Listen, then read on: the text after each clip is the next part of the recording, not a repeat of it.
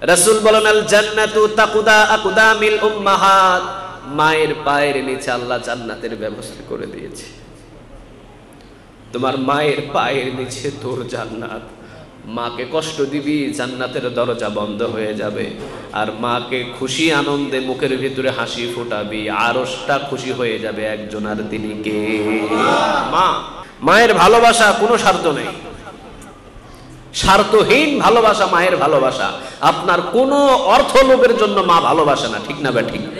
ভাইয়ের ভালোবাসা স্বার্থ, শালার ভালোবাসা স্বার্থ, শালীর ভালোবাসা স্বার্থ, শাশুড়ির ভালোবাসা স্বার্থ, শ্বশুরের ভালোবাসা স্বার্থ, সব ভালোবাসা স্বার্থ। মায়ের ভালোবাসা স্বার্থহীন, কোনো স্বার্থ নাই। সুবহানাল্লাহ বলেন। মাকে নিজের কাঁধে করে নিয়ে ইয়ামেন শহর থেকে এসেছি, 7টা চক্কর দিয়েছি কাবা ঘরে। মারওয়া সাফা থেকে মারওয়া, মারওয়া থেকে সাফা সাই করেছি। মুজদালিফায় গিয়েছি, পাথর মেরেছি, অমুক জায়গায় গিয়েছি, অমুক জায়গায় গিয়েছি। মাকে কাঁধে করে নিয়ে আবার ইয়ামেন শহরে যাব। নবী, আমার মাকে যে হজ করালাম, আবার হজ করিয়ে যাবার ইয়ামেন শহরে আমার কাঁধে করে নিয়ে যাব। নবী গো, আমার মায়ের কোন ঋণটা শোধ হয়েছে আপনি একটু বলেন। রাসূল বললেন, সাহাবীরে, মায়ের ঋণ শোধ করতে চাও তুমি? তোমার বুকের চামড়া দিয়ে যদি তোমার মায়ের এক জোড়া জুতাও যদি বানায় দাও, তোমার মায়ের এক ফোঁটা দুধের ঋণের পরেও তুমি শোধ করতে পারবে না। রাসূল বলেন, 3 জিনিসের দিকে তাকালে নেক পাওয়া যায়। কয় জিনিস বলেন? কাবা ঘরের দিকে তাকাবেন, আমলনামায় ফেরেশতারা নেক লেখা শুরু করে দিবে। কোরআনের দিকে তাকাবেন, নেক লেখা শুরু হয়ে যাবে। আর রাসূল বলেন, পৃথিবীর কোনো মানুষের দিকে না, মায়ের চেহারার দিকে যদি একবার তাকায়, রাসূল বলেন একটা কবুল হজের নেক তার আমলনামায় জমা করে দেয়। তিনি কে? এই জন্য মা এবং বাবাকে খবরদার পৃথিবীর কেউ কষ্ট দেওয়া যাবে। তারপরে আল্লাহ মুস্কি হাসি দিয়ে বান্দাকে রহমতের কুলে উঠিয়ে নেয়। তে যখন বান্দা সেজদায় পড়ে তখন আরশ খুশি হয় কার? আল্লাহ। এই জন্য আমরা বেশি বেশি সেজদা দেওয়া ট্রাই করব ইনশাআল্লাহ। রাসূল সাল্লাল্লাহু আলাইহি ওয়াসাল্লাম রুকু করতেন যতক্ষণ, সেজদায় থাকতেন ততক্ষণ। সুবহানাল্লাহ বলবেন না? সহিহ বুখারীতে একটা হাদিস এসেছে, রাসূল সাল্লাল্লাহু আলাইহি ওয়াসাল্লাম যখন নামাজে দাঁড়াতেন প্রায় 6.25 পারা কোরআন তিনি 2 রাকাত নামাজে তেলাওয়াত করতেন। কত লম্বা নামাজ ছিল তার। আচ্ছা, তার জীবনে কি কোনো গুনাহ ছিল? তিনি কি কখনো কোনো মানুষকে তুই বলে ডাক দিয়েছেন? কোনো বিবির সাথে কি কোনো দিন ফাসাদ গন্ডগোল করছে? না, কোনো মানুষকে তিনি কষ্ট দেয় নাই। বরং তিনি যখন রাস্তা দিয়ে হেঁটে যেতেন, বাবার কুল থেকে সন্তান নেমে রাসূলের পিছে পিছে দৌড়ানো শুরু করে দিত। মায়ের কুল থেকে বাচ্চারা নেমে রাসূলের দরবারে ছুটে যেত, রাসূলের কুলে উঠত। মায়ের কুল নিরাপদ ছিল না, রাসূলের কুল নিরাপদ ছিল। সুবহানাল্লাহ বলেন। কি আদর্শবান তিনি রাসূল ছিলেন। অথচ সেই রাসূল সাল্লাল্লাহু আলাইহি ওয়াসাল্লাম যতক্ষণ রুকু করতেন ততক্ষণ সেজদায় পড়ে থাকতেন। আম্মা জান আয়েশা রাদিয়াল্লাহু তাআলা আনহা তিনি বলতেন যে আমি মাঝে মাঝে দেখতাম রাসূল মনে হয় আর দুনিয়ায় নাই। পায়ে চিমটি কাটলে বুঝতাম যে না, রাসূল এখনো দুনিয়ায় আছে। কি নামাজ ছিল তার।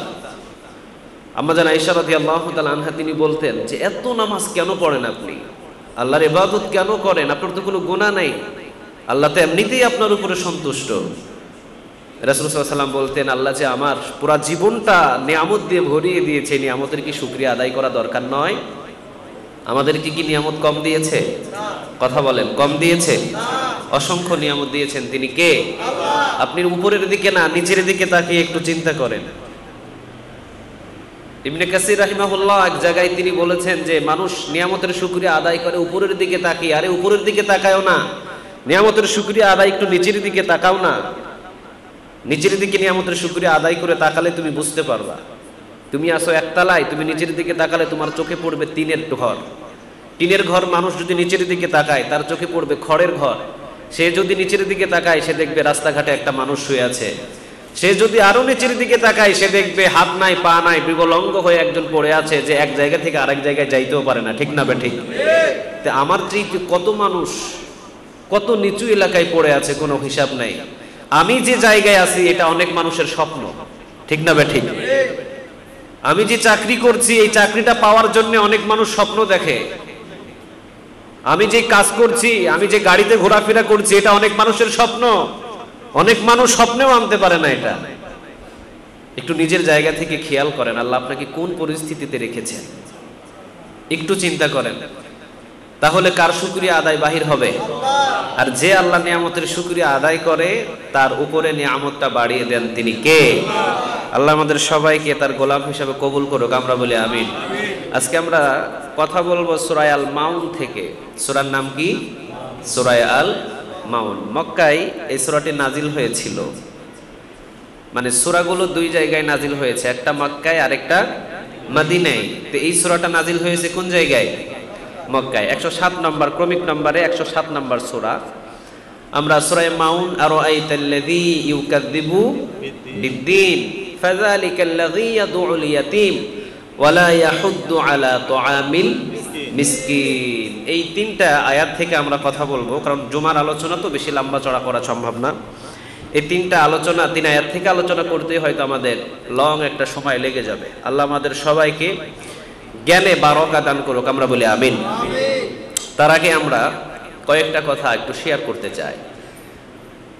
সমাজের ভিতরে আগে এই এলাকা থেকে ওই এলাকায় মারামারি হতো, এই গ্রাম থেকে ওই গ্রামে মারামারি হতো, মানুষে মানুষে চিন পরিচয় ছিল না, তাদের সাথে ফাতনা ফাসাদ ছিল। কিন্তু এখন সমাজ এমন একটা পরিস্থিতি দেখা দিয়েছে, নিজের ছেলে নিজের বাবাকে কুপিয়ে খণ্ড খণ্ড করে বস্তায় ভরে যে কোনো সাগর পাড়ে ফেলে দিয়ে আসে, ঠিক না বে ঠিক? বুঝতে হবে এখানে একটা জিনিসের অভাব আছে, একটা জিনিসের অভাব আছে, সেটাই হলো কোরআনের জ্ঞান, ইসলামের জ্ঞান। যতক্ষণ পর্যন্ত কোরআনের জ্ঞান, ইসলামের জ্ঞান তার ভিতরে না থাকবে, ততক্ষণ পর্যন্ত বাবার মর্যাদা, বাবার সম্মান সে ততটুকু পর্যন্ত বুঝতে পারবে না। রাসূল সাল্লাল্লাহু আলাইহি ওয়াসাল্লাম বলেছেন, রিদার রাব্বি ফি রিদাল ওয়ালিদি ওয়া সাখাতুর রাব্বি ফি সাখাতিল ওয়ালিদি। কোন সন্তানের উপরে যদি কোনো বাবা সন্তুষ্ট হয়, ওই সন্তানের উপরে সন্তুষ্ট হয়ে যান তিনি কে? সে হাজার গুনাহ করুক, নো প্রবলেম, কোনো অসুবিধা নাই। বাবা তার সন্তানকে দেখে খুশি, কয় আমার সন্তানটা খুব ভালো। আল্লাহ কয় তোর সন্তান ভালো তো আমার কাছেও ভালো। সুবহানাল্লাহ বলে। রিদার রাব্বি ফি রিদাল ওয়ালিদি ওয়া সাখাতুর রাব্বি ফি সাখাতিল ওয়ালিদি। কত বড় কথা বলেছেন মুহাম্মদ সাল্লাল্লাহু আলাইহি ওয়াসাল্লাম।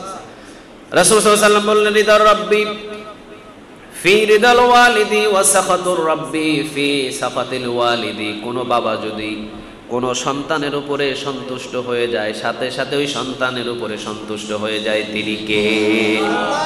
আবার রাসূল সাল্লাল্লাহু আলাইহি ওয়াসাল্লাম বললেন, কোন সন্তানের উপরে যদি বাবা অসন্তুষ্ট হয়ে যায়, সাথে সাথে হাজার নেক আমল করতে পারে, কিন্তু ওই বাবা অসন্তুষ্ট হওয়ার সাথে সাথে একজন তাই সন্তানের উপর অসন্তুষ্ট হয়, তিনি কে? সন্তুষ্ট হলে কে সন্তুষ্ট হয়? অসন্তুষ্ট হলে আবার একজন অসন্তুষ্ট হয়, তিনি কে? তাহলে সন্তুষ্ট হলে আল্লাহ সন্তুষ্ট হয়, অসন্তুষ্ট হলে আল্লাহ অসন্তুষ্ট হয়। বাবার সাথে কালেকশন কার?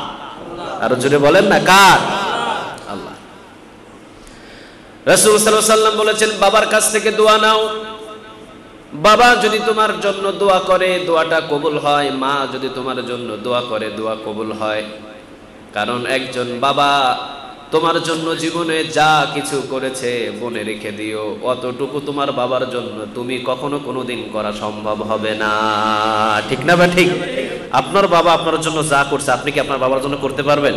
কথা কন না কেন? করতে পারবেন? আপনার বাবার হাঁটুর উপরে যতদিন আপনি কুলে বসেছিলেন, এতদিন আপনার বাবাকে আপনি কুলে বসাতে পারবেন না।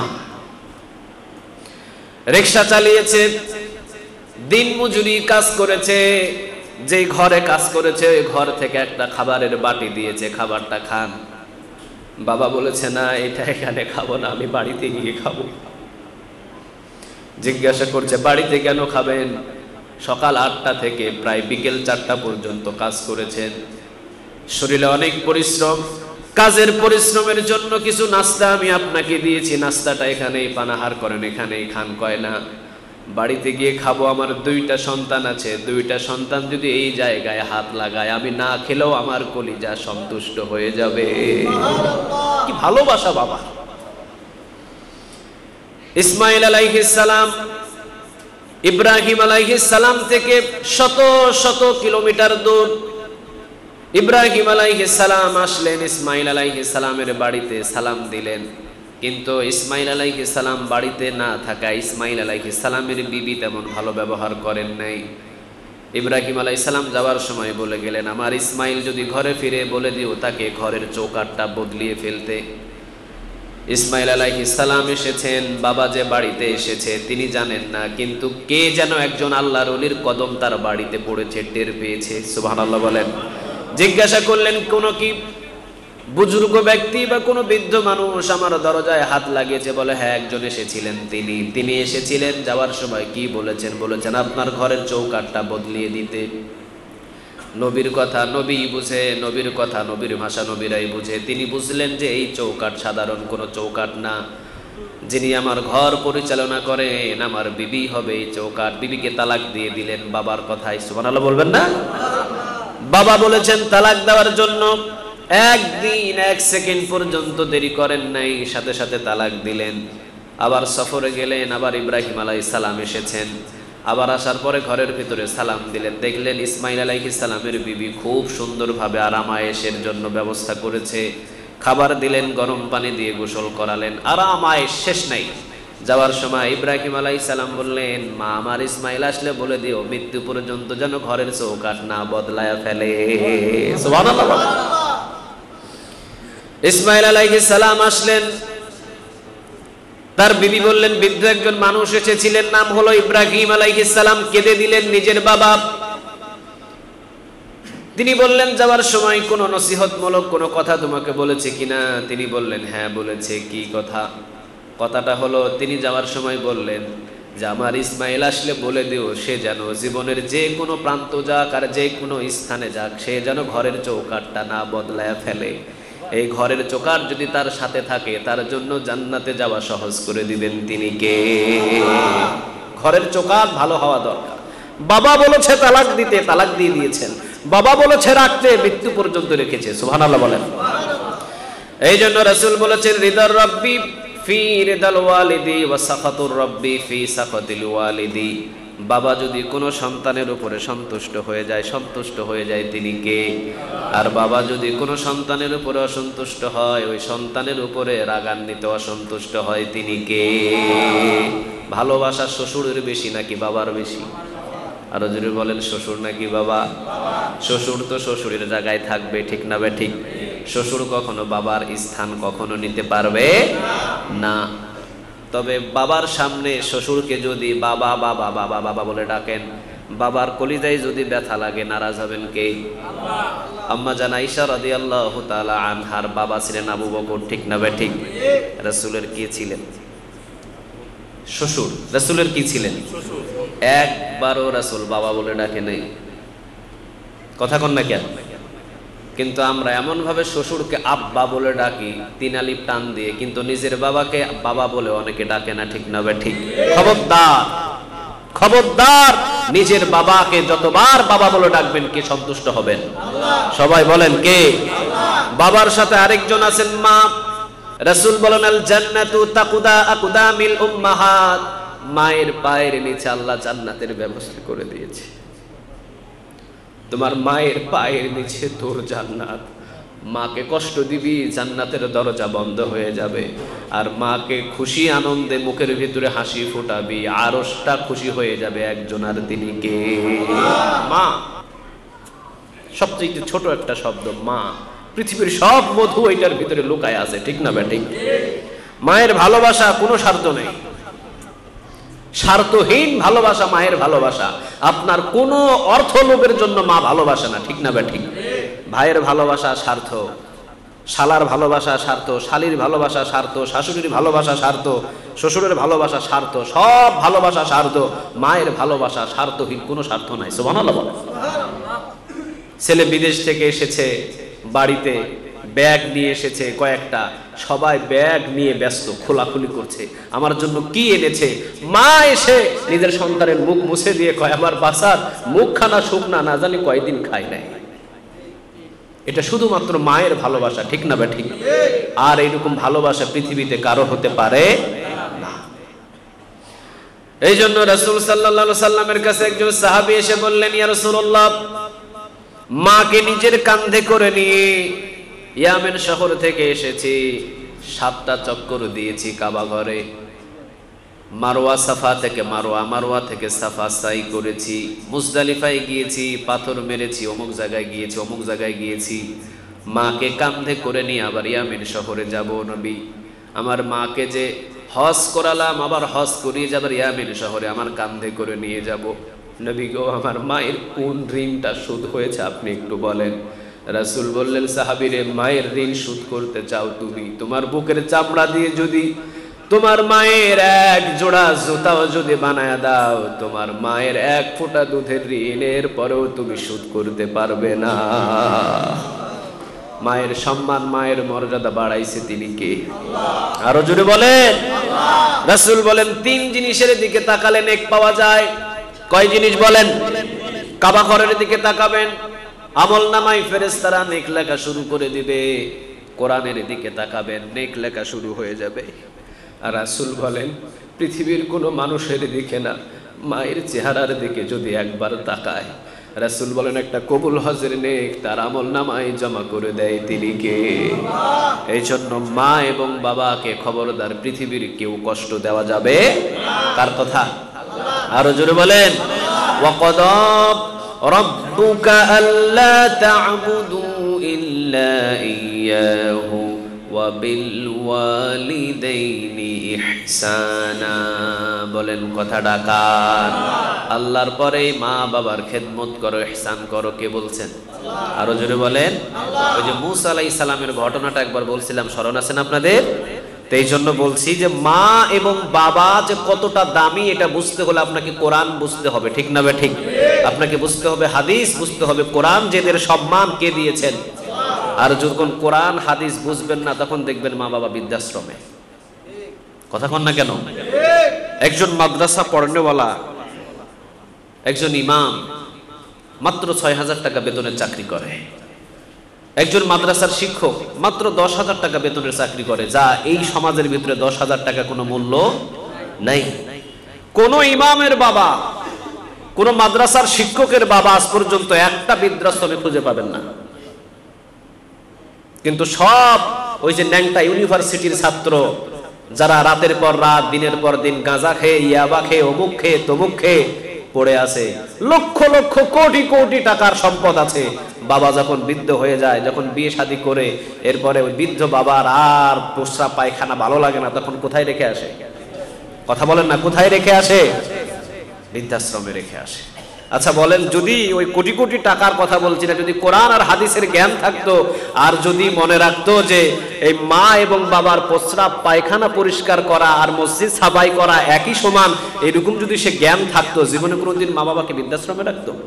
কথা বলেন, রাখতো? কখনো না।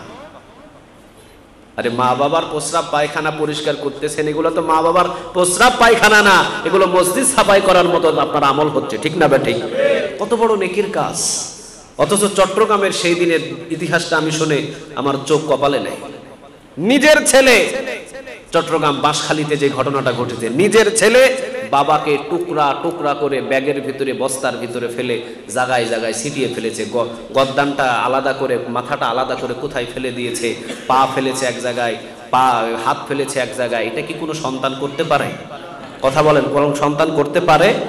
যদি কোরআনের জ্ঞান, হাদিসের জ্ঞান থাকতো, তাহলে বাবা কি জিনিস, মা কি জিনিস, এটা যদি বুঝতো, আল্লাহর কসম কখনো বাবার সামনে দাঁড়িয়ে মাথা উঁচু করে উচ্চ স্বরে আওয়াজ দিয়ে কথা বলার শক্তি ছিল না, ঠিক না বেটি?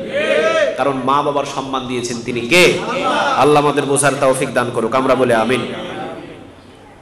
কোরআন হাদিস যারা মানবে, তারা কি 1 আনা মানবে নাকি 16 আনা? কথা বলেন, কোরআন মানতে হলে মানতে হবে কত আনা? 16 আনা নাকি 1 আনা? না, কোরআনের যা হুকুম করেছেন সমস্ত হুকুম মানবেন, কোরআনের যা নিষেধ করেছেন নিষেধ অনুযায়ী চলবেন। রাসূল বলেছেন সোজা জান্নাতে হাসতে হাসতে চলে যাও। কোরআনের একটা আয়াতকে যদি অমান্য করেন, সে কি মুমিন না কাফের? কথা বলেন, মুমিন না কাফের? আচ্ছা, ওযু নষ্ট করার জন্য প্রস্রাব করতে হয় কয়বার? নাকি করেন না কেউ? ওযু নষ্ট হওয়ার জন্য প্রস্রাব করতে হয় কয়বার? একবার পেশাব করলেই ওযু নষ্ট হয়ে যায়। ঈমান নষ্ট হওয়ার জন্য কোরআনের 6666 আয়াত অমান্য করার দরকার নেই। একটা আয়াত যদি অমান্য করেন আপনি কি? কাফের। একটা আয়াত যদি অমান্য করেন আপনি কি? কাফের। এই যে সৌদি আরবের ভিতরে একটা ঘটনা দেখলাম, কিসাসের হুকুম অনুযায়ী গদ্দানটা কি করেছেন, শিরচ্ছেদ করেছেন, অর্থাৎ গদ্দানটা কেটে ফেলেছে, মাথা আলাদা করে দিয়েছেন। এটা কয়েকটা কিসাসের হুকুম অনুযায়ী কেউ যদি কোনো মানুষকে খুন করে ফেলে, কোনো মানুষকে যদি দুনিয়া থেকে শেষ করে দেয়, এটার কিসাসের আইন অনুযায়ী তাকেও কি করে দাও, কথা বলেন, তাকেও কি করে দাও, শেষ করে দাও। ইয়া আইয়ুহাল্লাযীনা আমানু কুতিবা আলাইকুমুল কিসাসু ফিল কতলা। কার কথা? আরো জোরে বলেন কার? হে ঈমানদার, নিহতদের ব্যাপারে তোমাদের উপর কিসাসের বিধান লিখে দেওয়া হয়েছে। কেউ যদি কারো একটা হাত কেটে ফেলে, হাত একটা কেটে ফেলে দাও। কেউ যদি কাউকে দুইটা ঘুষি দেয়, তাকেও দুইটা ঘুষি দাও। কেউ যদি কারো নাক কেটে ফেলে দেয়, ইসলাম বলছে তার নাকটাও কেটে দাও। কেউ যদি কারো দুইটা পা কেটে দেয়, তার দুইটা পাও কেটে দাও। কারণ তার যখন দুইটা পাও কেটে দিবা, কিসাসের আইন অনুযায়ী খুশি হয়ে যাবেন তিনি কে? কার হুকুম এটা? আচ্ছা, কেউ যদি কোনো মানুষকে খুন করেছে, ওই মানুষটাকেও যদি শেষ করে দেওয়া হয়, খুন বাড়বে নাকি কমবে? কথা বলেন, বাড়বে নাকি কমবে? আল্লাহ রাব্বুল আলামিন বলছেন, মৃত্যুর ভিতরে রেখে দিয়েছি জীবন, মৃত্যুর ভিতরে রেখে দেওয়া হয়েছে জীবন। কোনো একটা সন্ত্রাস যদি একজন মানুষকে খুন করে ফেলে, আর সেটা যদি প্রকাশ হয়ে যায়, তাকে তোমরা বাইতুল মুকাররম স্কয়ারের সামনে তাকেও শেষ করে দাও কিসাসের আইন অনুযায়ী। একজনকে যদি বাইতুল মুকাররম স্কয়ারের সামনে লক্ষ কোটি মানুষের সামনে যদি শেষ করে দেওয়া হয়, গদ্দান কেটে দেওয়া হয়, আল্লাহ রাব্বুল আলামিন বলছেন হাজার হাজার গদ্দান কাটনেওয়ালা সন্ত্রাসটারে ইমানদারে রূপান্তরিত করে দিবেন তিনি কে? সুবহানাল্লাহ বলেন। এই জন্য আল্লাহ রাব্বুল আলামিন বলছেন, মৃত্যুর ভিতরে আমি আল্লাহ রাব্বুল আলামিন হাজার মানুষদের জীবন রেখে দিয়েছি। মৃত্যুর ভিতরে হাজার হাজার মানুষদের জীবন রেখে দেওয়া আছে। হাফেজ সাহেব, আপনি এমন করতেছেন কেন? একবার এইদিকে দৌড়, একবার এইদিকে দৌড়, কি হয়েছে আপনার? আইপিএস সমস্যা হবে কেন? আমি তো আইপিএস নিয়ে একদিন ওয়াজ করছি। এই লক্ষ টাকা দিয়ে মসজিদ বানানো হচ্ছে, আর এই 50,000 টাকা দিয়ে আইপিএস ঠিক হয় না এখানে? হ্যাঁ, দূর দূরান্ত থেকে মুসল্লিগুলো আসে। আইপিএসের কোনো প্রবলেম হলে আমারে বলবেন। 20টা পাখা চালার মতো এখানে আইপিএস একটা রাখার দরকার না? এমনি তো টিনের মসজিদ, মুসল্লিগুলোর তো এমনিতে ঘাম ছুটি যাইতেছে 2 বছরে। 20টা যদি পাখা না চলার মতো একটা আইপিএস এখানে না থাকে, তাহলে এখানে 4তলা মসজিদ করে লাভটা কি? এখানে একটু শান্তিতে যাতে মানুষগুলো একটু নামাজ পড়তে পারে, এই চিন্তা ভাবনা তো আমাদের করা দরকার, ঠিক না? ঠিক? আমি কি ভুল বলছি বলেন? কারেন্ট চলে গেলে মুয়াজ্জিন সাহেব এই দিকে দৌড়ায়, ওই দিকে দৌড়ায়, তা আমি কথা বলবো কেমনে? হ্যাঁ, 2টা ব্যাটারি লাগাই দিলে তো আইপিএস চলে।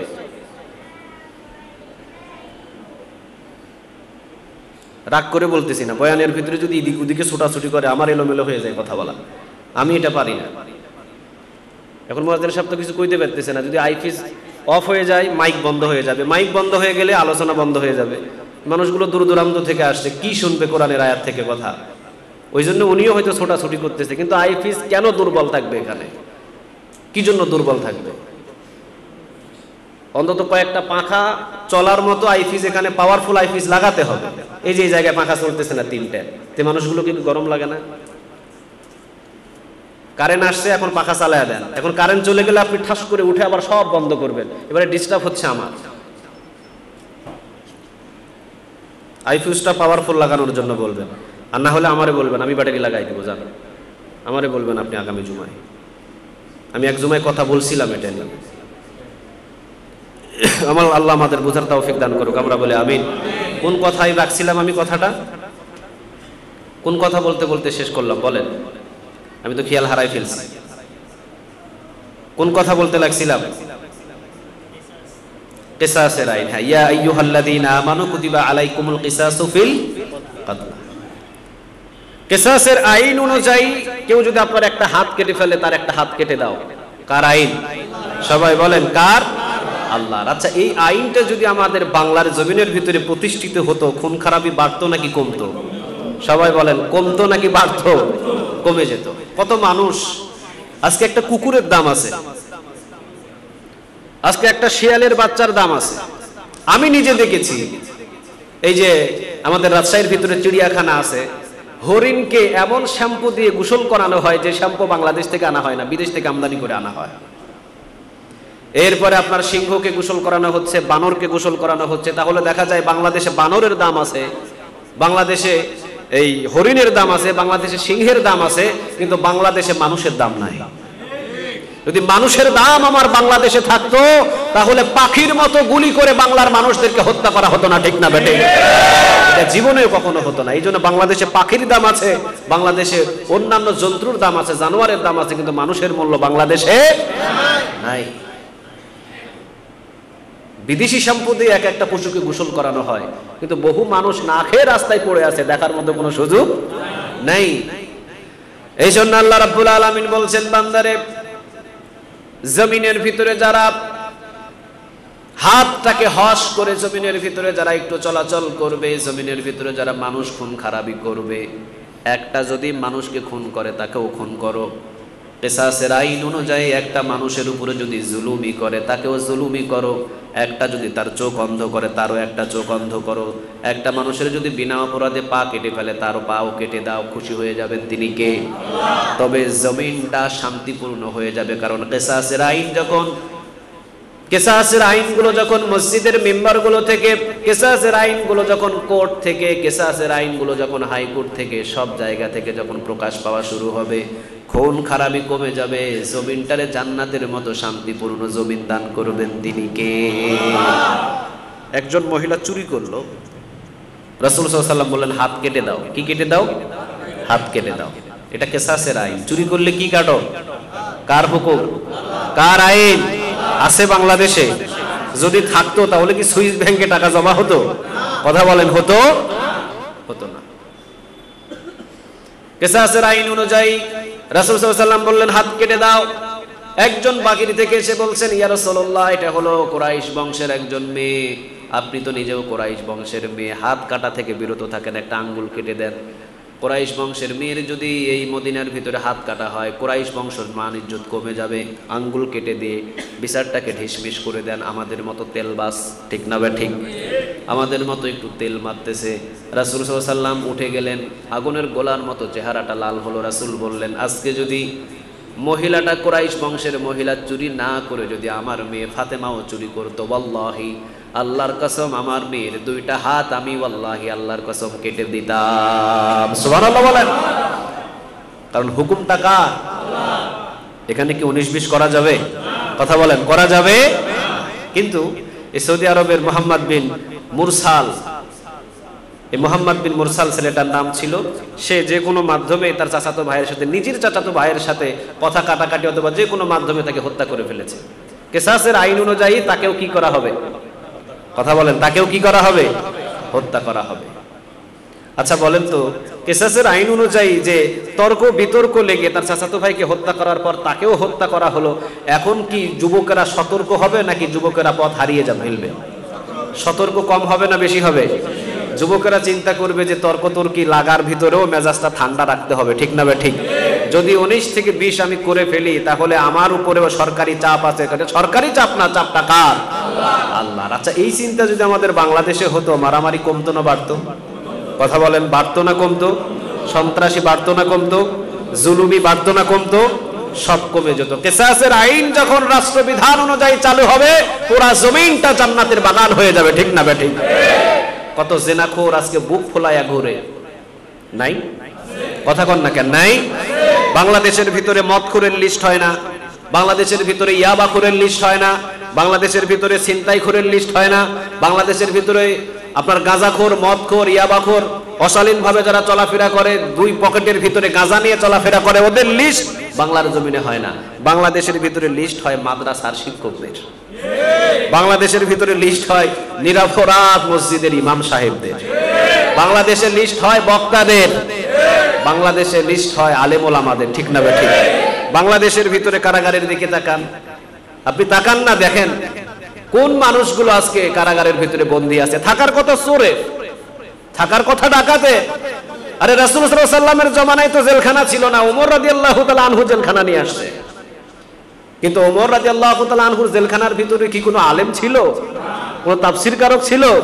কারা ছিল? ডাকাত, মদখোর, ইয়াবাখোর, জেনাখোর, যারা বিনা অপরাধে মানুষদেরকে হত্যা করে তারা। আজকে সমস্ত ডাকাত, জেনাখোর, খুনখোর, মিথ্যাখোর, ইয়াবাখোর সবগুলো হলো যায় দেখবেন যে জেলখানার বাহিরে, আর বড় বড় মুফাসসির গুলো জেলখানায়। এটা কি কিসাসের আইন বলে? কথা বলেন, এটা কি কোরআনের আইন বলে? কিসাসের আইন অনুযায়ী যদি বাংলার জমিনে কোরআনের আইন অনুযায়ী যদি দেশটা চলতো, সমস্ত খুন খারাপি বন্ধ হয়ে যেত, ওরা থাকতো জেলখানায়, আর মুমিনরা বুক ফুলিয়ে সমাজে ঘুরে বেড়াতো। ঠিক না বে ঠিক? আল্লাহ সেই দেশটা আমাদের দান করুক, আমরা বলি আমিন। আরেকবার বলেন আমিন।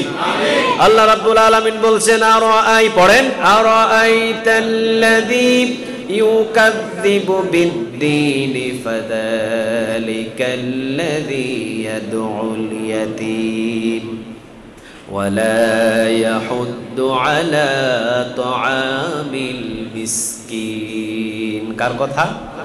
এই যে তিনটা আয়াত আমরা পড়লাম, অন্তত 1000 নেক আমল নামায় জমা হয়ে গেছে। আপনি চার দোকানে কাজ করেন, চা খুঁটতে খুঁটতে সূরাতুল ফাতিহা পড়েন, একবার 15 পারা কোরআন তেলাওয়াতের নেক আপনার আমল নামায় জমা হয়ে যাবে। চা খুঁটতে খুঁটতে আপনি সূরা ইখলাস একবার পড়েন, 10 পারা কোরআন তেলাওয়াতের নেক আমল নামায় জমা হয়ে যাবে। চা খুঁটতে খুঁটতে আপনি সূরা কাফিরুন একবার পড়েন, 7.5 পারা কোরআন তেলাওয়াতের নেক আমল নামায় জমা হয়ে যাবে। কোরআন আপনি যখন চা খুঁটবেন, ঘুরতে ঘুরতে একবার পড়েন, লা ইলাহা ইল্লাল্লাহু মুহাম্মাদুর রাসূলুল্লাহ সাল্লাল্লাহু আলাইহি ওয়াসাল্লাম। রাসূল সাল্লাল্লাহু আলাইহি ওয়াসাল্লাম বলেন, সাথে সাথে উসকোনি একটা কালেমা, কালেমার গাছ শুরু হয়ে যায়। উসকোনি একটা কালেমা, কালেমার গাছটা আল্লাহ রাব্বুল আলামিনের সামনে দোল দেয়, ডানেও দেয় বামেও দেয়। আল্লাহ রাব্বুল আলামিন বলেন, উসকোনি কালেমা, তুই একটু শান্ত হ।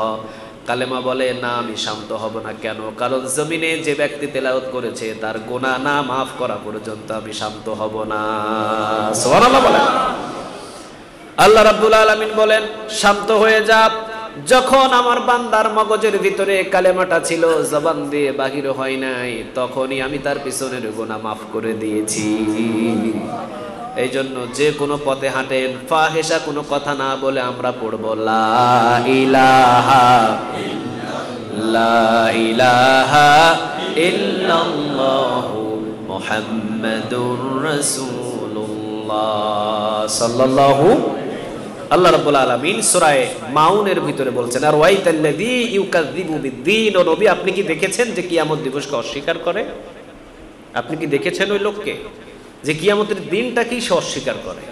সে মানতেই চায় না যে কিয়ামত হবে, সে মানতেই চায় না যে কিয়ামত বলে একটা জিনিস আছে। তারা কারা? ফাযালিকাল্লাযী ইয়াদউল ইয়াতীম, যারা এতিমদেরকে গলা ধাক্কা দেয়। তারা জানে না যে গলা ধাক্কা দিলে কিয়ামতের দিন পাকড়াও করবেন তিনি কে। যদি এই চিন্তা তাদের ভিতরে থাকতো যে কিয়ামতের দিন আমাকে তো ধরবেন একজন, এই চিন্তা যদি তাদের মগজে থাকতো, এতিমদের গলা ধাক্কা দেওয়া তো দূরের কথা, বুকের সাথে জড়িয়ে নিত। ঠিক না ঠিক? একজন এতিম সন্তান মসজিদে নববীর যাওয়ার পথেই বালুর উপরে বসে আছে। ওমর রাদিয়াল্লাহু তাআলা আনহু এসে বলছেন, তোমার নাম কি বাছা? সে বলছে, আমি কাউকে বলবো না আমার নাম। তে কাকে বলবে? মুহাম্মদুর রাসূলুল্লাহ সাল্লাল্লাহু আলাইহি ওয়াসাল্লাম, তাকে বলবে। আবু বকর আসলেন, আবু বকর সিদ্দিক রাদিয়াল্লাহু তাআলা আনহু তিনি আসলেন। আসার পরে বললেন, বাবা তোমার নাম কি? তিনি বললেন, আপনার নাম কি? আবু বকর বললেন, না আবু বকর। বললেন, না আপনাকে আমি বলবো না। তাহলে কাকে বলবে? আমি এমন একজন এতিমকে বলবো যিনি হলেন সকল এতিমদের নেতা, যিনি এতিমদের কদর বোঝেন, এতিমদের মায়া বোঝেন। আমি তার কাছে আমার কষ্টের কথাটা বলবো। চলে গেলেন তিনি। ওসমান আসলেন। ওসমান জিজ্ঞাসা করলেন, তাকেও বলা হয় নাই। আলী রাদিয়াল্লাহু তাআলা আনহু আসলেন, তাকেও বলেন নাই, কাউকে বলা হয় নাই। সর্বশেষ প্রায় এক পর্যায়ে রাসূল সাল্লাল্লাহু আলাইহি ওয়াসাল্লাম এসেছেন। রাসূল বলছেন, বাবা ঈদের দিনে সব যুবকেরা, সব বাচ্চারা আনন্দ করে, তুমি এখানে বসা কেন? তিনি বললেন, না আমার কষ্টের কথা আমি কাউকে বলবো না, আমার কষ্টের কথা আমি এই মদিনার ভিতরে একজনকে বলবো, যার নামটা হলো মুহাম্মাদুর রাসূলুল্লাহ, যিনি সমস্ত মানুষদের দুঃখের খবর রাখেন, নিজের খাবারগুলো যিনি বিনিয়ে দেন, যিনি এতিমদেরকে বুকের ভিতরে আগলে নেন, তাকে ছাড়া আর কাউকে আমি আমার কষ্টের কথাগুলো বলবো না। রাসূল সেখানে বসে গেলেন। বললেন, বাবা বলো, আমি সেই এতিম মুহাম্মাদুর রাসূলুল্লাহ। রাসূলকে জড়িয়ে ধরলেন, বুকের ভিতরে জড়িয়ে ধরে আগলে ধরে বলছেন, ইয়া রাসূলুল্লাহ, মৃত্যু পৃথিবীর কারো হুকুম মতো হয় না, মৃত্যু একজনের হুকুম মতো হয়। তিনি কে? রাসূল বললেন, হ্যাঁ বাবা, কুল্লু নাফসিন যায়িকাতুল মাউত, সব প্রাণী মারা যাবে, তবে ইযা জাআ আজালুহুম লা ইস্তাখিরুনা সাআতাও ওয়া লা ইস্তাকদিমুন। মৃত্যু কার কখন উপস্থিত হবে আর মৃত্যু যখন আসবে, মৃত্যুটাকে সরানোর মতো পৃথিবীর কারো ক্ষমতা নাই। আরো জোরে বলেন, ক্ষমতা নাই। ডোনাল্ড ট্রাম্প যদি আগামীকাল মারা যায়, পৃথিবীর সমস্ত শক্তি মিলে তাকে 1 সপ্তাহ রাখতে পারবে এমন সুযোগ আছে? কথা বলেন, আছে? নাই। ইযা জাআ আজালুহুম লা ইস্তাখিরুনা সাআতাও ওয়া লা ইস্তাকদিমুন। বাবা, মৃত্যু যার আসবে কেউ তাকে ঠেকাতে পারবে না, সবাই মারা যাবে। তিনি বলছেন, ইয়া রাসূলুল্লাহ, আমার বাবা জিহাদের ময়দানে শহীদ হয়েছে কার হুকুমে? আরো জোরে বলেন, কার? জিহাদের ময়দানে শহীদ হয় কার হুকুমে? আবার জিহাদের ময়দানে গাজী হয় কার হুকুমে? বাবা শহীদ হলো আল্লাহর হুকুমে। মা দ্বিতীয় বিবাহ করলেন, মা দ্বিতীয় বিবাহ করার পর ওই বাড়িতে আমাকে নিয়ে গেলেন, কিন্তু মা একটু আমাকে আদর করে, একটু সেবা যত্ন করে। কিন্তু আমার যে দ্বিতীয় বাবা আমাকে আদর করলে বাবা সহ্য করতে পারে না, মায়ের উপরে আক্রমণ করে, আঘাত করে, আমাকে একটু চুমা দিলে সে হিংসা করে। আমার মা বললেন, বাবা আমার এই বাড়িতে তোমার কোনো জায়গা হবে না, তুমি চলে যাও। যে দরবারের সমস্ত মানুষদের জন্য দরজা খোলা, দরবারটা হলো মুহাম্মাদুর রাসূলুল্লাহ। রাসূলের দরবারে যাও।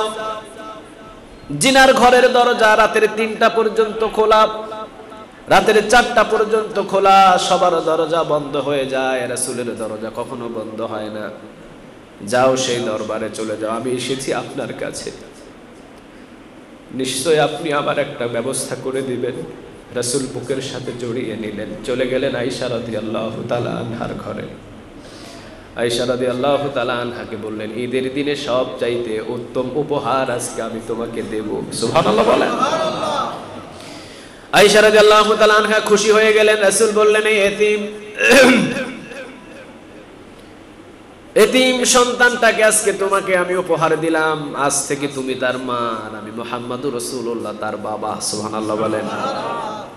আয়েশা রাদিয়াল্লাহু তাআলা আনহা তিনি বললেন, এত বড় উপহার আপনি আমাকে দিলেন। রাসূল সাল্লাল্লাহু আলাইহি ওয়াসাল্লাম বললেন, আয়েশা তুমি জানো না এই উপহারটা কতটা দামি। কেউ যদি এতিমদের মাথায় হাত বুলিয়ে দেয়, তার কলিজার ভিতরে আল্লাহ রহমত ঢেলে দেয়। সুবহানাল্লাহ বলেন।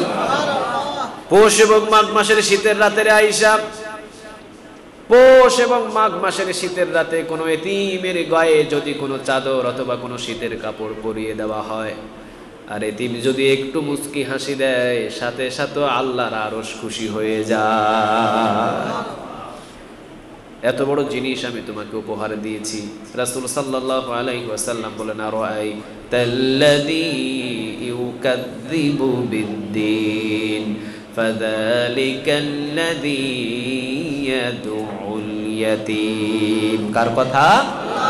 আয়েশা মনে রেখে দিও, কিয়ামত দিবসটাকে অস্বীকার করে ওই ব্যক্তি যারা কিয়ামত দিবসটাকে অস্বীকার করে, যারা এতিমদের গলা ধাক্কা দেয়, আর যারা এতিমদেরকে ভালোবাসে, কিয়ামতের ময়দানে জান্নাতের পথটা সোজা করে দিবেন তিনি কে?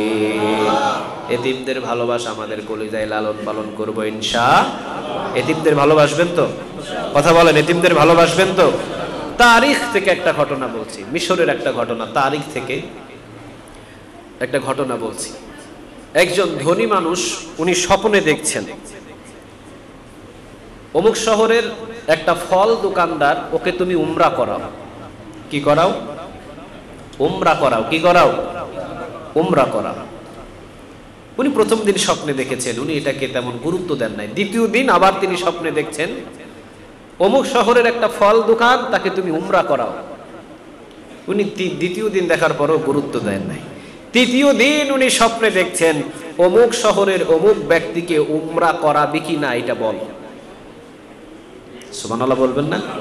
তারিখ থেকে বলছি, উনি 3 দিনের বেলা স্বপ্নে দেখছেন অমুক শহরের অমুক ফল দোকানদারকে তুই উমরা করাবি কি করাবি না এটা বল। কঠিন ভাবে তাকে হুঁশিয়ার করে একটা চাপ দেওয়া হয়েছে, করাবি কি করাবি না তুই বল। সে তো অবাক হয়ে সকালে ঘুম ভেঙে গেছে। সে চিন্তা করলো, একই স্বপ্ন 3 বার দেখলাম, 3 রাত, লাস্টের রাতে আমাকে হুমকি দিয়ে বলা হচ্ছে করাবি কি করাবি না বল। না, আমাকে যেতেই হবে। উনি অমুক শহরের ভিতরে গিয়ে ফল দোকানদার খুঁজতে খুঁজতে নাম মিলে গেছে। ওনাকে বলছেন যে আমি আপনাকে উমরাতে পাঠাতে চাই। কোথায়? সবাই বলেন কোথায়? উমরাতে আমি পাঠাতে চাই। উমরাতে পাঠাতে চাই মানে আমাকে উমরাতে? আরে আমি তো নামাজই পড়ি না, কিসের উমরা? এক ওয়াক্ত নামাজই আমার নাই, উমরা কিসের? আমি কিভাবে উমরা করব? কয় না, আমি আপনাকে উমরাতে পাঠাবো, এটা আমাকে স্বপ্নে দেখানো হয়েছে। স্বপ্নে দেখানো হয়েছে আপনাকে উমরাতে পাঠানোর জন্য। একদিন দুই দিন নয়, টানা 3 দিন বলা হয়েছে আপনাকে আমি উমরা পাঠায়া আমি এই স্বপ্ন থেকে বাঁচতে চাই, আপনি তাড়াতাড়ি উমরা যাওয়ার জন্য প্রস্তুতি নেন। উনি বলছে আমি ছোট একটা ফলের দোকান করি, আমার লবণ আনতে পান্তা ফোরায়, আমার সংসারের এতজন সদস্য, কোনো রকম কষ্টে এই ছোট্ট দোকান করে আমি আমার পরিবারটা চালাই। আমি যাইতে পারবো না, কারণ উমরা করতে হলে লম্বা একটা সফরের প্রয়োজন আছে। আমার পক্ষে এতটুকু টাকা খরচ করে উমরাতে যাওয়া সম্ভব? কয় আরে বোকা, সব টাকা আমি দেব, তুমি উমরাতে যাও। কয় না, আমার পরিবার পরিজন আছে। উনি বলছে পরিবার পরিজনের সব দায়িত্ব আমি নিব, তুমি উমরাতে যাও। উনি বলছেন যে আপনি আমাকে উমরাতে পাঠাবেন? আচ্ছা ঠিক আছে, চলেন আমার বাড়িতে চলেন। উনি বাড়িতে গিয়ে সব ব্যাগ ট্যাগ গুছিয়ে নিয়ে উনি উমরাতে যাওয়ার জন্য প্রস্তুতি নিতেই উনি বলছেন যে আমাকে 2 রাকাত একটু নামাজ পড়ার সুযোগ দাও। কয় রাকাত? 2 রাকাত নামাজ পড়ার একটু সুযোগ দাও, নামাজটা পড়ে আমি উমরাতে বাহির হব। ওনার বাড়ির সমস্ত দায়িত্ব এই ধনী মানুষটা নিয়েছে। উনি 2 রাকাত নামাজের জন্য দাঁড়িয়েছেন, 1 রাকাত পড়েছেন, বাকি 1 রাকাতের সেজদায় গিয়ে আর উঠাইতে পারছে না। সেজদা উঠছে না। লম্বা একটা সময় চলে গেল, 10 মিনিট, 15 মিনিট, 20 মিনিট, আধা ঘন্টা সময়, সেজদা উঠে না। যখন ওনাকে মাথা ধরা হয়েছে যে এত লম্বা সেজদা দিয়েছেন, গিয়ে দেখেন যে আসলে বেচারাটা দুনিয়া থেকে বিদায় হয়ে চলে গেছে, দুনিয়াতে আর নাই। প্রথম রাকাত পড়েছেন, দ্বিতীয় রাকাতে সেজদা দিয়ে উনি বিদায় হয়ে চলে গেছে। স্বপ্ন দেখা ব্যক্তিটা পাগলের মতো তাকে দাফন করে এসে তার ফ্যামিলির কাছে বলছেন যে কি এমন তার গুণ আছে আমাকে বলো। আমি অমুক শহরের একজন ধনী মানুষ, আমাকে 3 রাত বলা হয়েছে তাকে উমরা পাঠাও, তাকে উমরাতে পাঠাও, তাকে উমরাতে পাঠাও। কেন? মক্কা মদিনাতে পাঠানোর জন্য আমাকে কেন স্বপ্নে দেখানো হচ্ছে? তার কি ভালো আমল আছে? তার ফ্যামিলি বলছে আমাদের ওই লোকটা তো নামাজই পড়তো না, তেমন নামাজ কালামই ছিল না, ফলের একটা দোকানদারি করতো, সকালে যেত, রাতের বেলা আসতো, এতটুকুই দেখেছি, আর তেমন কোনো আমল নাই। কয় না, নিশ্চয়ই তার ভালো কোনো আমল আছে, বলো। এছাড়া 2 রাকাত নামাজের সেজদায় যার মৃত্যু হয় সে সাধারণ মানুষ না, ঠিক না বেটি? সাধারণ মানুষ না, বলো তার কি ভালো আমল আছে। তার বিবি বলছে আমি তেমন কোনো ভালো আমল দেখি নাই, তবে একটা আমল দেখেছি, সে ফল দোকানদারি করার পর যখন কিছু বাড়তি ফল, একটু নরমালি ফল, হয়তো এটা ডেট শেষ, ওই ফলগুলো নিয়ে সে পাশের বাড়ির এতিম বাচ্চা আছে একজন মা, ওই তার সম্পর্কেও একটা বোন হয়, তার বোনের বাড়িতে গেটের ভিতরে রেখে বলতো, বোন কিছু ফল রেখেছি, তোর এতিম বাচ্চাদেরকে খাওয়াস। এই আমলটা তার আমি প্রতিদিন দেখতাম। কোনোদিন সে ফল বিক্রি করে বাজার এনে বোনকে দিত, এতিম বাচ্চাদেরকে খাওয়ানোর জন্য, কোনোদিন নিজের দোকানের ফল এনে দিত। এইটা দেখেছি আমি, যতদিন দেখেছি আমার বাড়িতে না এনে ওই বাড়িতে দিত, নিজের বাচ্চাদের না ফল খাইয়ে ওই এতিম বাচ্চাদের খাওয়াতো। চিন্তা করে দেখেন, একজন এতিমের সম্পর্ক, এতিমদেরকে ভালোবাসার জন্য মক্কা থেকে মদিনা থেকে স্বপ্নে দেখানো হচ্ছে তাকে মদিনায় পাঠা। সুবহানাল্লাহ বলেন। আল্লাহ আমাদের বুঝার তৌফিক দান করুক, আমরা বলে আমিন। আরেকবার বলেন না আমিন। তাহলে প্রথম নম্বরে আমরা যে কথা বলেছিলাম, আর ওয়াইতাল্লাযী ইউকাযযিবু বিদ্দীন, কিয়ামত দিবসটাকে অস্বীকার করে তারা যারা, ফাযালিকাল্লাযী ইয়াদউল ইয়াতীম, এতিমদেরকে গলা ধাক্কা দেয়। আমরা আজ থেকে এতিমদের ভালোবাসবো নাকি ঘৃণা করব? ভালোবাসবো নাকি ঘৃণা করব? আল্লাহ ভালোবাসার তৌফিক দান করুক, আমরা বলে আমিন। ওয়ালা ইয়াহুদ্দু আলা তুআমিল মিসকিন, এবং মিসকিনদেরকে খাবার দেয় না। মিসকিনদেরকে কি দেয় না? খাবার দেয় না। মিসকিনদেরকে খাওয়াবেন। মিসকিন কারা? যারা মানুষের সামনে হাত পাততে পারে না, লজ্জাবোধ হয়, কিন্তু ঘরের ভিতরে অনেক অভাব অনটন থাকে। নাই এমন লোক? কথা বলেন নাই? দেখবেন আপনার পাশের বাড়িতে বছরেও গরুর গোশত রান্না করতে পারে না, কিন্তু তার অভ্যাস একটা আছে, সে মানুষের সামনে মুখ ফোটায় বলতে পারে না ভাই আমি অভাবে আছি, এটা বলতে পারে না, কিন্তু খুব কষ্ট করে সে সংসার চালায়।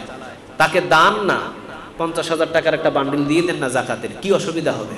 কে খুশি হবেন? কে খুশি হবেন? বাজারের ব্যাগ নিয়ে যাইতেছেন, 2টা নিয়ে যান। আপনি 10 কেজি সবজি কিনতেছেন, ওনার জন্য 3 কেজি কিনেন, একটা ব্যাগ ওনার বাড়িতে দিয়ে দেন, একটা ব্যাগ ওনার বাড়িতে দিয়ে দেন। রাসূল সাল্লাল্লাহু আলাইহি ওয়াসাল্লাম বলেছেন কিয়ামতের ময়দানে অসংখ্য মিসকিনদের এবং এতিমদের ভালোবাসার মানুষগুলো বিনা হিসাবে জান্নাতে চলে যাবে। আল্লাহ বলবে যে এরা আমার এতিম এবং মিসকিনদের দিকে তাকিয়েছে, এদের কোনো হিসাব নেওয়া হবে না, বিনা হিসাবে জান্নাতে যাও। সুবহানাল্লাহ বলেন। এতিমখানা মাদ্রাসাগুলোতে যান, মাদ্রাসাগুলোতে গিয়ে বসে থাকেন, তাদের সাথে একটা চকলেট কিনে দেন, একটা কাপড় কিনে দেন, একটা পাঞ্জাবি কিনে দেন। ও যে হাসি দিবে, ওর হাসিতে আল্লাহর আরশ খুশি হয়ে যাবে। এই জন্য এতিমদের ভালোবাসবো আমরা ইনশাআল্লাহ, আর মিসকিনদেরকে গোপনে খাবারগুলো দিব। রাজি আছেন তো? আল্লাহ আমাদের সবাইকে কবুল করুক, আমরা বলি আমিন। আর সন্তানদেরকে আমরা মাদ্রাসায় লেখাপড়া করানোর চেষ্টা করব। সবাই রাজি আছেন? কারণ সন্তানগুলো যখন মাদ্রাসায় লেখাপড়া করবে, কোরআন পড়বে, হাদিস পড়বে, অন্তত মা বাবাকে বৃদ্ধাশ্রমে রেখে আসবে না। মাদ্রাসার যে সন্তানগুলো লেখাপড়া করে এদের সম্মান অনেক বেশি। এদের সম্মান সম্পর্কে বললে শেষ করা যাবে না। কোরআন হাদিসের দলিল অনুযায়ী রাসূল সাল্লাল্লাহু আলাইহি ওয়াসাল্লাম বলেন যে সন্তানগুলো মাদ্রাসায় লেখাপড়া করছে এরা মারা গেলে শহীদের মর্তবা লাভ করবে। তালবে ইলম যে মাদ্রাসার সন্তান। একটা ইতিহাসের পাতা থেকে একটা ঘটনা আমার মনে পড়লো। এক মাদ্রাসার অনেক ছাত্র ছিল, একটা বাবুর্চিকে গরু বলে ডাকতো। কি বলে? কথা বলেন, কি বলে? বাবুর্চিকে গরু বলে ডাকতো, গরু বলে, এই গরু এইদিকে আয়, এই গরু অমুক আয় তমুক আয়। মাদ্রাসার ছাত্ররা গরু বলে ডাকতো। তো বাবুর্চি কোনোদিন সেটা গায়ে নেয় নাই, কিন্তু একদিন ঝিমঝিম ঝিমঝিম বৃষ্টি হচ্ছে, খাবার বাহিরের থেকে রান্না করে নিয়ে আসতে হয়তো মাদ্রাসার ভিতরে, তো ভিজে ভিজে খাবারগুলো নিয়ে আসছে মাদ্রাসার বোর্ডিং এর ভিতরে। এখন মাদ্রাসার ছাত্ররা বলছে এই গরু এত দেরি হলো কেন? এমনিতেই তো বৃষ্টির ভিতরে খাবার ভিজে ভিজে নিয়ে আসছে, এখন এই গরু এত দেরি হলো কেন? এরকম যদি কথা বলে নরম মানুষও তো গরম হয়ে যাবে, ঠিক না বে ঠিক? আজকে মেজাজটা গরম হয়ে গেছে, আর নরম মানুষ একবার গরম হলে ওরা কি থামানো যায়? আর থামানো যায় না। ও আজকে গরম হয়ে বলতেছে আজ থেকে আর কোনো চাকরি করব না। খাবারটা রেখে প্রিন্সিপালের অফিসে গিয়ে বলছে যে হুজুর আজ থেকে আমার চাকরি শেষ, আমি আর চাকরি করব না। আপনার প্রতিটা ছাত্র আমাকে গরু বলে ডাকে, আমি কোনোদিন কষ্ট নিই নাই, আজকে এত কষ্ট করে বৃষ্টির ভিতরে ভিজে ভিজে খাবার নিয়ে আসতেছি, আজকেও গরু বলে ডাকতেছে, আবার বলতেছে এত দেরি হলো কেন? আর সহ্য করা যায় না, আমি আর চাকরি করব না। প্রিন্সিপালও চিন্তা করলো নরম মানুষ, গরম হয়ে গেছে, একে আর রাখা সম্ভব না, এ আর থাকবে না। চলে গেছেন তিনি। রাতের 3টা বাজে আবার প্রিন্সিপালের দরজায় নক করতেছে। রাতের কয়টা? 3টা বাজে প্রিন্সিপালের দরজায় নক করতেছে, হুজুর উঠেন। হুজুর উঠে বলতেছে আপনি রাতের 3টা বাজে কেন? কয় এতদিন চাকরি করছি শুনে, আজ থেকে চাকরি করব দেখে। এতদিন শুনে শুনে চাকরি করছি, আজ থেকে চাকরি করব দেখে। কয় আপনি চাকরি তো ছেড়ে দিয়ে চলে গেছেন? কয় না, চাকরি ছেড়ে দিয়ে যাওয়াতেই তো আমার ভালো হয়েছে, এতদিন শুনে চাকরি করছি, আজকে দেখে চাকরি করব। প্রিন্সিপাল বললেন কি হয়েছে একটু খুলে বলুন তো। উনি বলছে রাতের বেলা আমি যখন ঘুমালাম, আমি স্বপ্নে দেখছি কিয়ামত হয়ে গেছে। আমার স্বপ্ন জগতে আমি দেখছি কিয়ামত হয়ে গেছে। আমাকে পুলসিরাতের কিনারে দাঁড় করানো হয়েছে। আমাকে পুলসিরাতের কিনারে দাঁড় করানোর পর আমাকে বলা হচ্ছে এখান দিয়ে যাও, কিন্তু আমি তাকিয়ে দেখছি হীরার চাইতেও অনেক ধার, ব্লেডের চাইতেও সুতার চাইতেও চিকন একটা রাস্তা। আমি পা দিতে দেরি হবে, আমার পা শরীরগুলো কেটে আমি নিচে পড়তে দেরি হবে না।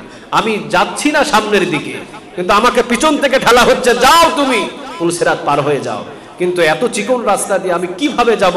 আমার ইমানে সম্ভব না। কিন্তু আমি বাম দিকে তাকিয়ে দেখছি মাদ্রাসার ছাত্রগুলো যখন ওরা পুলসিরাতে পা দিয়েছে, 4 লাইন হাইওয়ে রাস্তার মতো চওড়া রাস্তা হয়ে গেছে। আমি তাকিয়ে দেখছি ওরা সবাই আমার সামনে দিয়ে দৌড়ে দৌড়ে দৌড়ে দৌড়ে মাদ্রাসার ছাত্রগুলো পুলসিরাত পার হয়ে যাচ্ছে হাইওয়ে রোডের মতো, 4 লাইনের মতো দৌড়ে দৌড়ে যাওয়ার সময় পিছন দিকে একজন তাকায়া চোখ পড়ছে, এই তোরা কই যাস? আমাদের গরু তো এখনো পুলসিরাত পার হতে পারে নাই, আমাদের গরুরে না। সব মাদ্রাসার ছাত্র এসে আমারে হাত ধরে পা ধরে কান ধরে যে যেভাবে পারছে স্যার টাইনা আমারে পুলসিরাত পার করে দিয়েছে, স্বপ্ন ভেঙে গেছে হুজুর, আজ পর্যন্ত আমাকে গরু বলেছে, শুনে শুনে চাকরি করেছি, আজকে দেখে চাকরি করব, মৃত্যু পর্যন্ত চাকরি ছাড়বো না। যারা কোরআন পড়ে, যারা হাদিস পড়ে, সম্মান করেন, মর্যাদা করেন, কে সম্মান দিবেন? আরো জোরে বলেন। একটা সন্তানকে আলেম বানায়া যান। মুসলিম শরীফের বর্ণনায় একটা হাদিস এসেছে, রাসূল সাল্লাল্লাহু আলাইহি ওয়াসাল্লাম বলেছেন, কোন বংশের ভিতরে যদি একটা সন্তান আলেম থাকে, মা বাবাকে ছাড়া ওই সন্তান জান্নাতে যাবে না, মা বাবাকে নিয়ে জান্নাতে যাবে। আল্লাহ আমাদের সবাইকে কবুল করুক, আমরা বলি আমিন। ওয়া আখিরু দাওয়ানা আলহামদুলিল্লাহি রাব্বিল আলামিন। যারা সুন্নাত আদায় করেন নাই, সুন্নাত আদায় করে নেন।